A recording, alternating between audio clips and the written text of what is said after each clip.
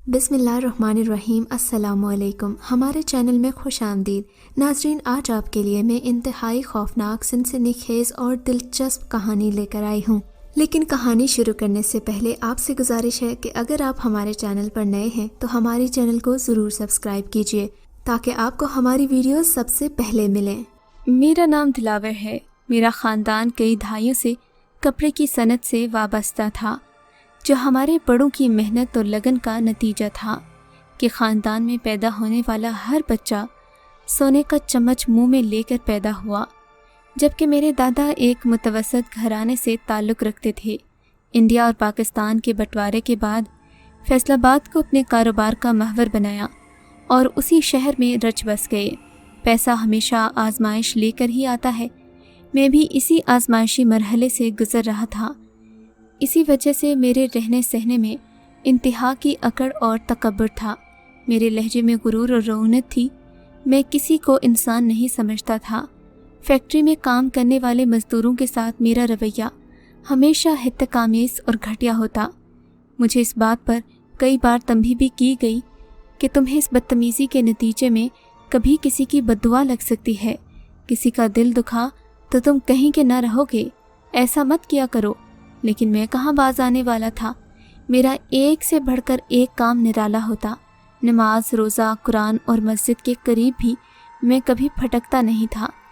मेरी दादी अम्मा भी मेरे इस रवैये पर मुझसे सख्त नाला रहती कि बेटा तुम सुधर जाओ, कहीं ऐसा ना हो कि तुम्हें नुकसान उठाना पड़ जाए, क्योंकि इस घर में तुम जैसा बदतमीज़ और बदखसलत इंसान कोई भी नहीं है। हमारे बड़ों ने हमेशा अल्लाह ताला की मखलूक की खिदमत की है, लेकिन तुम न जाने किस मिट्टी के बने हो। मैं हमेशा दादी की बातें सुनी अनसुनी कर देता। मेरी दादी अम्मा के मुताबिक हमारे बड़ों ने जो जगह आबाद कर रखी थी, ये जगह बिल्कुल बेआबान जंगल थी जो आहिस्ता आहिस्ता आबाद होता चला गया। कहते हैं कि इससे पहले इस वीरान जगह में इंसानों की आबादी नहीं थी, बल्कि किसी गैर मरई मखलूक का बसेरा था। और फिर यहाँ पर आने वाले बुज़ुर्गों ने अल्लाह ताला से दुआ के ज़रिए इस जगह को जिन्नात से खाली करवा लिया था।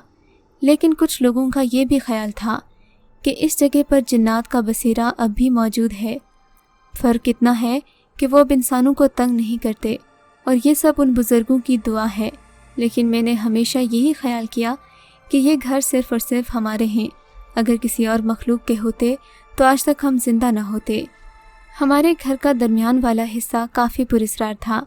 दादी अम्मा का कहना था कि जिस जगह हमारा घर है, यहाँ इससे पहले किसी दौर में कोई अल्लाह का घर आबाद था, जो आबादी की सफाई हस्ती से मिट जाने के बाद ज़मीन की तह में चला गया था।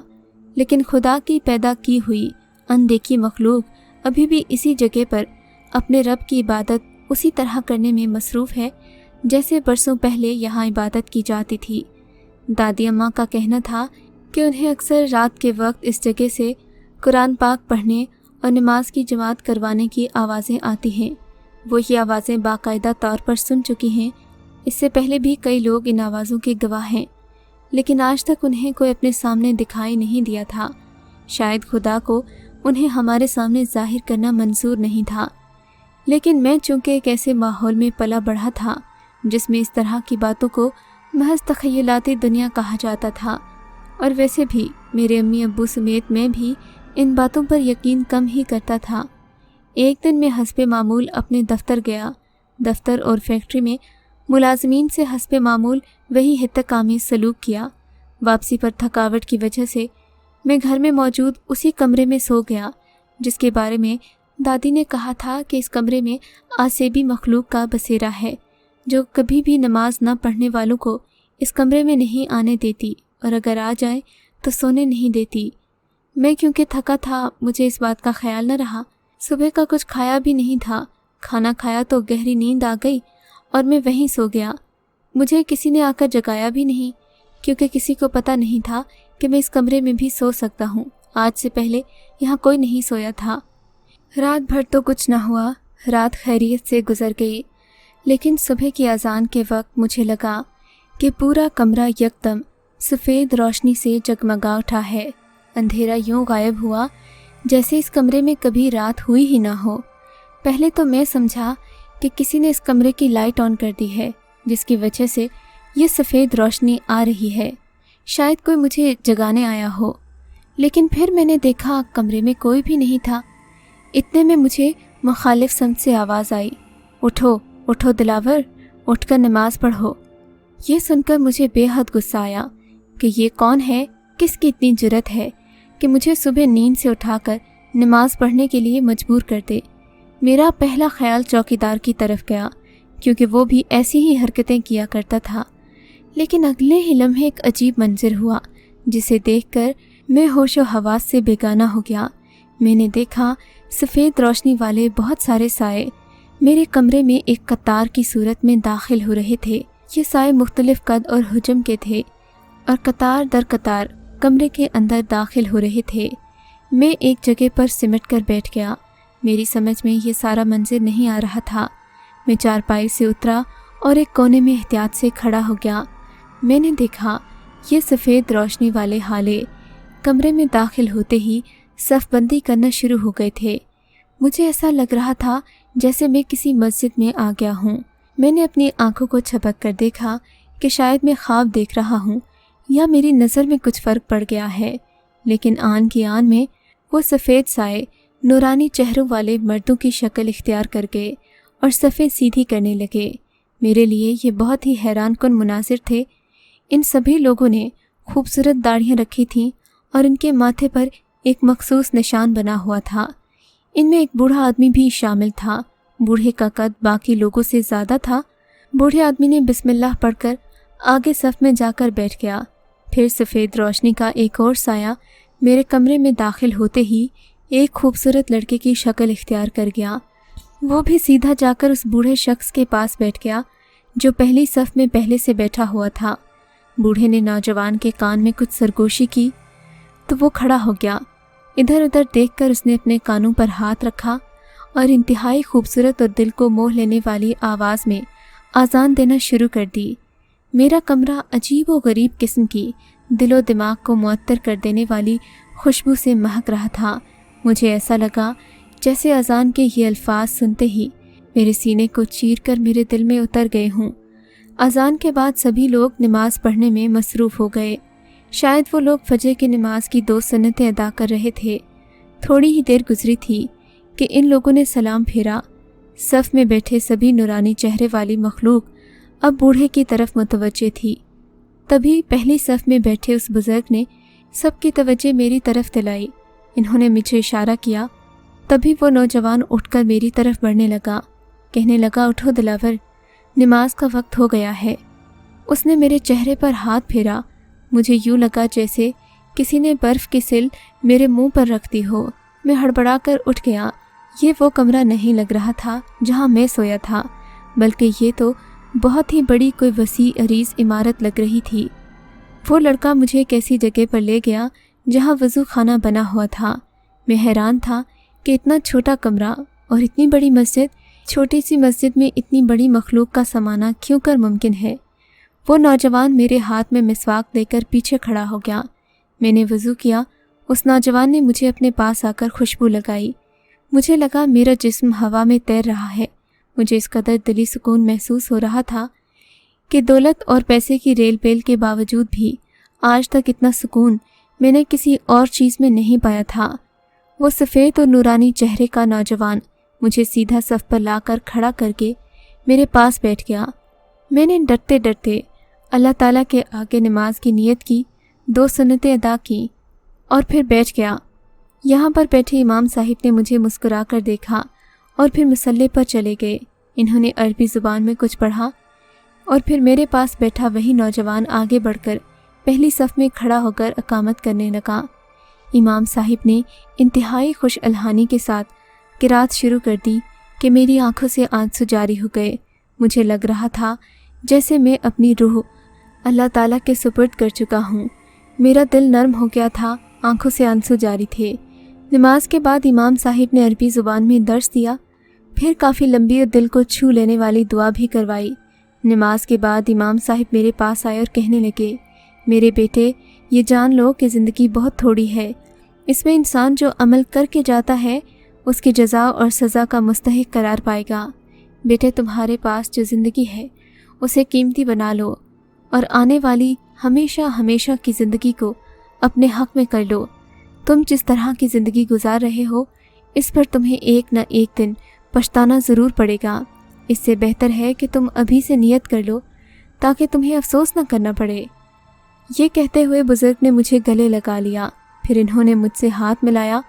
मुझे लगा जैसे किसी ने मेरे हाथ में बर्फ़ के टुकड़े डाल दिए हों। फिर न जाने क्या हुआ, अचानक मेरी आंखें बंद होने लगीं। थोड़ी देर के बाद जब मेरी आंख खुली तो मैंने अपने आप को मुख्तलिफ और हल्का फुल्का पाया। मैंने देखा मैं सिर्फ जायनमाज़ पर बैठा था, हालांकि इससे पहले मैं बेड पर सोया था। यानी इसका मतलब था जो कुछ मैंने देखा वो झूठ नहीं था बल्कि वाकई सच था। अगर ऐसा ना होता तो फिर मैं जायनमाज़ पर कैसे बैठ सकता था। इस वाक़े ने मुझे मुकम्मल तौर पर बदल दिया। उस दिन मैं सुबह उठा तो मेरे दिल की दुनिया बदल चुकी थी। मैंने दादी के कहे बगैर ही नमाज़ पढ़ना शुरू कर दी, यहाँ तक कि मैं 5 वक्त की नमाज़ पाबंदी से अदा करने लगा। जब घर पर नमाज की पाबंदी की तो अल्लाह ताला ने बाजमात नमाज अदा करने की तौफीक दी। अब मैं घर की बजाय मस्जिद में नमाज अदा करने जाता था। घर के सभी अफराद मेरी ज़िंदगी में एकदम से इस नई तब्दीली को देखकर हैरान थे। मेरे सभी दोस्त और घर वाले सोच रहे थे कि न जाने अचानक एक ही दिन में सारी तब्दीली कैसे और क्यों कर मुमकिन हुई। दादी अम्मा तो उसी कमरे में सोया हुआ मुझे शायद देख चुकी थीं। इन्होंने मुझे अपने पास बुलाया, मुबारकबाद दी और कहा, बेटा तुम बहुत खुशकिस्मत हो, वरना यहाँ सोने वाले अक्सर लोग अपना जहनी तवाज़ुन खो बैठते हैं। तुम अपने रब का जितना शुक्र अदा करो उतना कम है। इन्होंने मुझे कुछ नकद रकम दी कि जाकर फ़कीरों में बांट दो। मैंने ऐसा ही किया। फिर जब सारा माजरा दादी अम्मा से बयान किया तो उनकी आंखों में आंसू आ गए। मैंने रोने की वजह पूछी तो कहने लगी कि जिन्नात को हर आँख नहीं देख सकती बेटे, तुम बहुत खुशकिस्मत लड़के हो जिसे इन्होंने हिदायत की राह दिखाई है, वरना अक्सर लोग अपनी जान से हाथ धो बैठते हैं। इस वाक़े के बाद से वाकई में ख़ुद को खुशकिस्मत तस्वर करने लगा। जिन्नात के बारे में मेरे दिल में हमदर्दी सी पनपने लगी कि ये मखलूक इतनी बुरी और शरीर नहीं है जितना कि हम इंसानों ने इसे समझ रखा है। उस दिन के बाद से दादी अम्मा के मना करने के बावजूद भी मैं अक्सर उसी कमरे में जाकर सो जाता, क्योंकि इस कमरे में जाकर मुझे अजीब किस्म का सुकून मिलता था। यूँ लगता था जैसे यहाँ पर रहने वाली गैर मरई मखलूक मेरी अपनी दोस्त बन चुकी है और मुझे कुछ नहीं कहेगी। इसी जज्बे के तहत मैं अपना अक्सर वक्त यहाँ गुजारने लगा। दिन हो या रात मेरा ज़्यादातर वक्त इसी कमरे में गुजरता था। बाकी घर वाले हैरान थे कि आज तक इस कमरे में कोई आ जा नहीं सका, फिर मैं यहाँ रहते हुए इतना खुश और मुतमईन कैसे हूँ। तभी एक दिन हमारे घर में बंटवारे का मसला खड़ा हो गया। घर वालों ने सोचना शुरू कर दिया था कि अब हमें अलग अलग होकर रहना चाहिए, क्योंकि घर में फैमिली काफ़ी बढ़ गई थी और हमारे रोज़मर्रा की नोक झोंक की वजह से घरों का माहौल ख़राब हो रहा था। दादी ने झगड़ा बढ़ने से पहले ही घर का बंटवारा करना मुनासिब समझा। घर के बंटवारे के बाद मुकम्मल तौर पर ये घर हमारा हो गया, लेकिन इस कमरे को किसी ने कुछ न कहा, क्योंकि यहाँ गैर मरई मखलूक का बसेरा था और दादी के मुताबिक यहाँ कोई आ जा भी नहीं सकता था। लेकिन चूँकि मेरा आना जाना काफ़ी अरसे से लगा हुआ था तो मेरे ताया ने एतराज़ किया कि मैंने इस कमरे पर अपना कब्ज़ा जमा रखा है, लिहाजा वो इस बात का मुतालिबा कर रहे थे कि इसे भी हमारे हिस्से में शुमार किया जाए। दादी अम्मा परेशान थीं कि क्या किया जाए। बेटे उनकी ज़िंदगी में ही जायदाद पर लड़ रहे थे। अभी यही मसले चल रहे थे कि एक रात में फिर उसी कमरे में सो गया। आज रात मैं बहुत खुश था क्योंकि अगले दिन मेरी प्रमोशन होने वाली थी। रात के आखिरी पहर मुझे अपने कमरे में अजीब सी हलचल महसूस हुई। मैं मुस्कुराकर उठ बैठा। न जाने क्यों अब तो इस मखलूक से उनसियत सी हो गई थी। और फिर वही हुआ जो इससे पहले हो चुका था। कमरा सफ़ेद रोशनी में नहा गया और मेरे आसपास सफ़ेद ह्योले मेरी चारपाई के पास आकर बैठ गए। ये देखकर मुझे बहुत खुशी हुई। आज इन लोगों के चेहरों पर मेरे लिए अपनायत थी। मैंने देखा इन सब के हाथों में छोटे छोटे लिफाफे थे। इन लड़कों की उम्रें मुख्तलिफ थीं। ये 5 साल से लेकर 30 साल की उम्र तक के मुख्तलिफ लोग थे। इनकी आंखों में मेरे लिए हमदर्दी थी اور شاید خدمت کا جذبہ بھی۔ میں نے سب کو باری باری سلام کیا۔ انہوں نے یک زبان ہو کر میرے سلام کا جواب دیا۔ کمرہ آوازوں سے گونج اٹھا۔ مجھے یوں لگا میں اپنوں میں آ گیا ہوں۔ اب میں سوچ رہا تھا کہ نہ جانے مجھ سے بات کرنے کا مقصد کیا ہے۔ تبھی ان میں سے ایک بڑے قد والا لڑکا آگے بڑھا اور کہنے لگا، عسکر صاحب، آپ نے ہمارا بہت خیال رکھا ہے۔ آپ نے ہمارے کہنے پر اللہ تعالیٰ کی راہ اختیار کی ہے۔ اب ہم آپ کے لیے کچھ کرنا چاہتے ہیں۔ آپ ہمیں اجازت دے دیجیے تاکہ ہم اپنا نذرانہ پیش کریں۔ میں نے کہا، کیوں شرمندہ کرتے ہو؟ میں تو خود ایک ادنا سی مخلوق ہوں۔ مجھے تم لوگوں کو اجازت دینے کا کوئی حق نہیں۔